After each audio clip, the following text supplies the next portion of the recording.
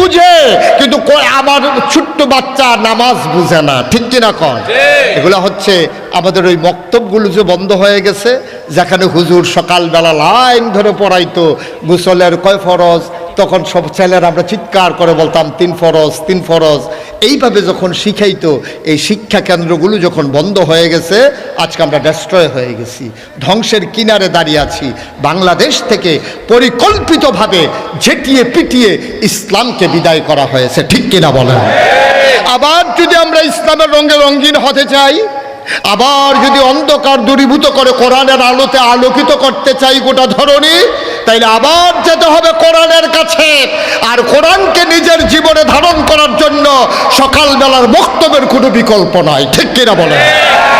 আবার শুরু করে দিতে হবে ইনশাআল্লাহ, যেটা আবার আব্দুল হাই সাইফুল্লাহ ভাই শুরু করে দিয়েছেন। আব্দুল হাই সাইফুল্লাহ ভাই যেটা শুরু করেছেন, ইনশাআল্লাহ ধারাবাহিকভাবে এটা শুধু এই আপনার আদমদিঘিতে না, শুধু বগুড়াতে না, শুধু উত্তরবঙ্গে না, ওটা বাংলাদেশের 56,000 বর্গ মাইলে ইঞ্চি ইঞ্চি জায়গায় পৌঁছে দিতে হবে ইনশাআল্লাহ। আল্লাহ যেন কবুল করেন, আল্লাহ যেন কবুল করেন। সবাই পড়েন আমিন। উনি চেয়েছেন মাত্র 300 লোক 1000 করে।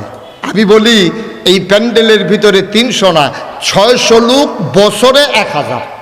একটা রিক্সাওয়ালা যে রিক্সা চালায়, সে যদি মনে করে যে আমি বছরে 1000 টাকা আলাদা করে রেখে দেব, একদিন 1 কাপ চা কম খাবো, তারপরে যদি সে মনে করে আমি বছরে 1000 টাকা দেবো, তার জন্য কঠিন না, কথা বলা কঠিন। বছরে 1000 টাকা দিতে গেলে মাসে 100 টাকা পড়ে না। আপনাদের এদিকে কি 10 মাসে বছর না 12 মাসে বছর? তাহলে তো 2 মাসেরও বেশি হয়। 1200 দিতে পারবেন আপনি 100 টাকা করে জমায়, 1200 টাকা দিতে পারবেন।